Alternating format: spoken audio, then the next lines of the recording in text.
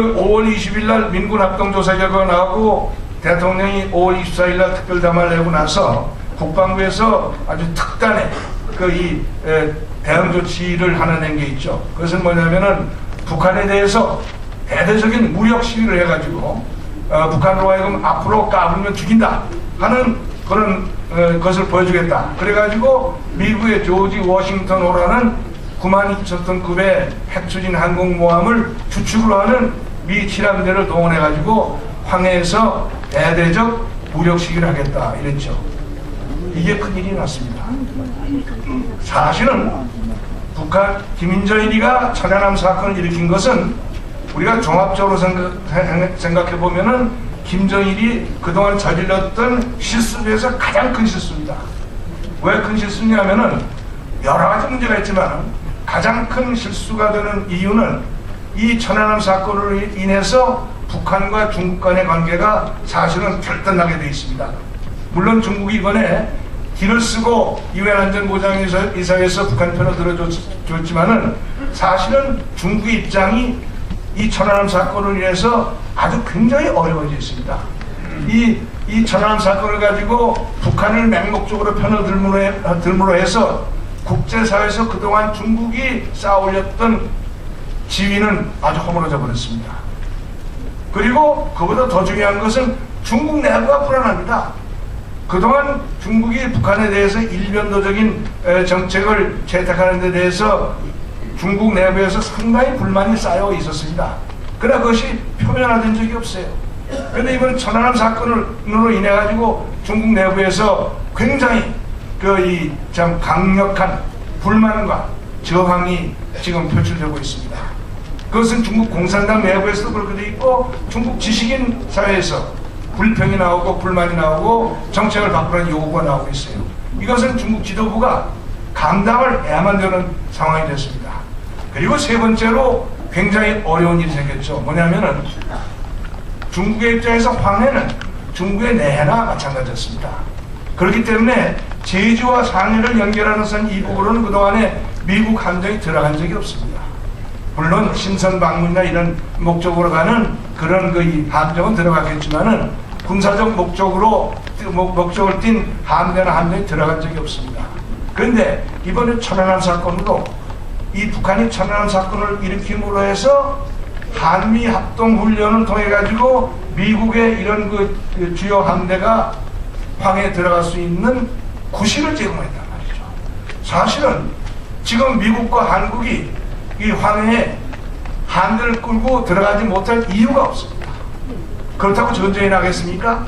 중국이 함정에 대해서 미사일을 발사하겠습니까? 이 북한에 대해서 응징의 의미를 부각시켜서 들어갈 수가 있는 겁니다.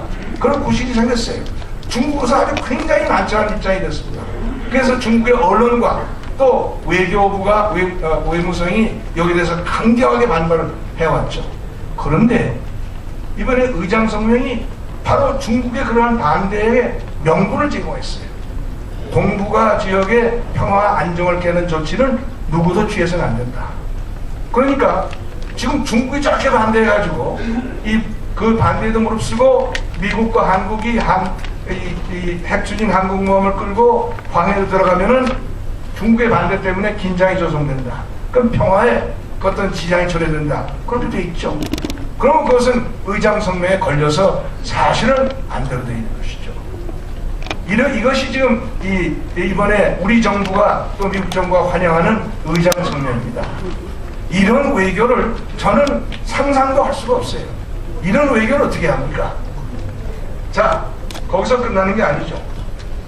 이것이 어떤 또 결과를 가져오고 있냐면은 사실은 이 김정일의 천안함 폭침 저지른 것이 김정일의 입장에서 가장 큰 실수였다는 이유가 또 하나 있습니다. 그것은 뭐냐면은 2000년 6.15 선언 이후에 햇볕 정책에 의해서 남북 간에 상당한 관계가 형성되어 있습니다. 이 관계가 아주 잘못된 형태로 형성이 되어 있었어요. 왜 그러냐면은 남북 간의 관계라고 하는 것은 우리가 60년 분단사를 통해서 세계적으로 유명하게 성공 사례가 된 대한민국과 완전히 실패해서 자력으로는 회생할 수 있는 능력을 상실한 북한 간에 형성된 관계입니다. 그리고 일방적으로 우리가 퍼주어야 되는 관계예요.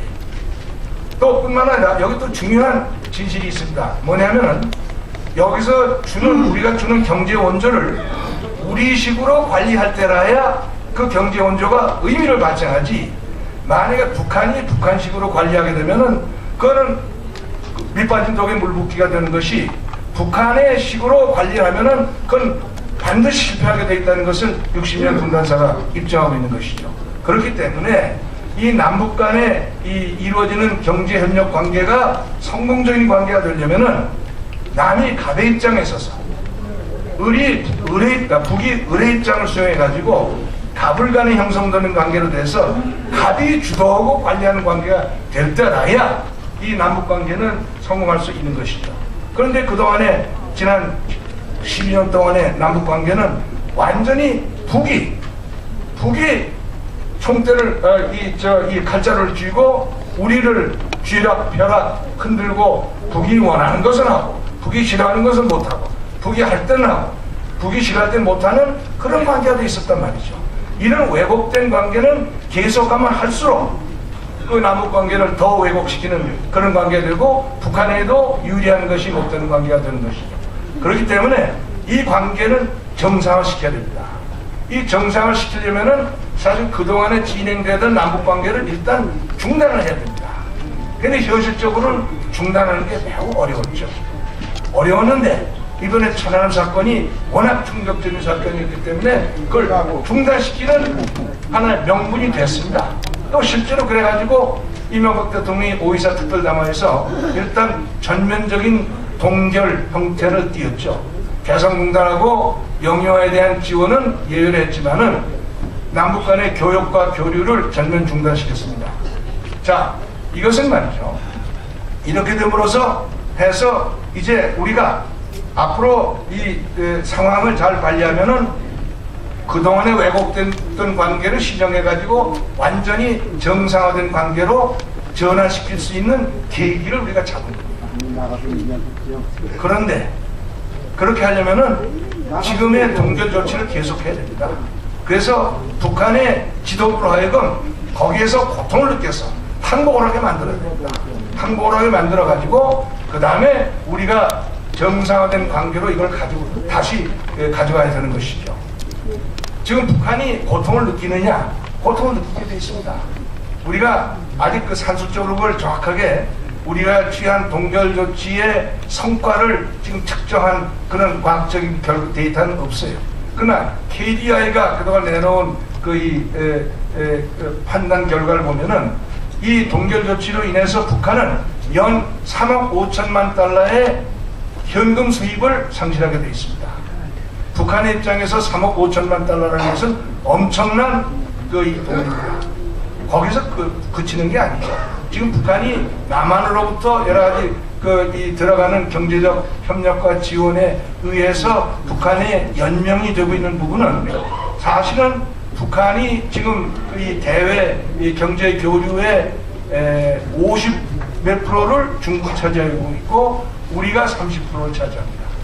그 30%가 결단이 나는 거예요. 그러면 결단이 나는 부분을 북한이 자력으로 메울 수 있느냐? 자력으로 메울 수가 없죠. 그러면 중국이 도와줘야 되는데 중국이 지금 북한에 대해서 굉장히 미묘한 어떤 정책을 지금 구사하고 있어요. 지난번에 김정일이가 5월 3일부터 6일까지 북경에 갔죠. 북경에 가가지고 뭐 시간 때문에 그 얘기는 생략을 하겠습니다만은 한 가지 제가 말씀드릴 것이 있어요. 뭐냐면은 김정일이가 베이징에 가서 중국 지도부에다 사실 세 가지를 얘기를 하려고 했죠. 하나는 권력의 세습 문제, 자기 건강 때문에 지금 이루어지고 있는. 그 다음에 지금 북한이 엄청난 경제적 곤란을 겪고 있기 때문에 그 경제적 곤란을 극복하기 위해서 필요한 추가적 경제 원조를 요청하는 것이고, 마지막으로는 육자회담 문제에 대해서 또 국제사회를 기만하기 위한 뭔가 공모를 하려는 것이죠. 그런데 이 문제가 특히 경제 지원 문제가 큰 차질이 일어났죠.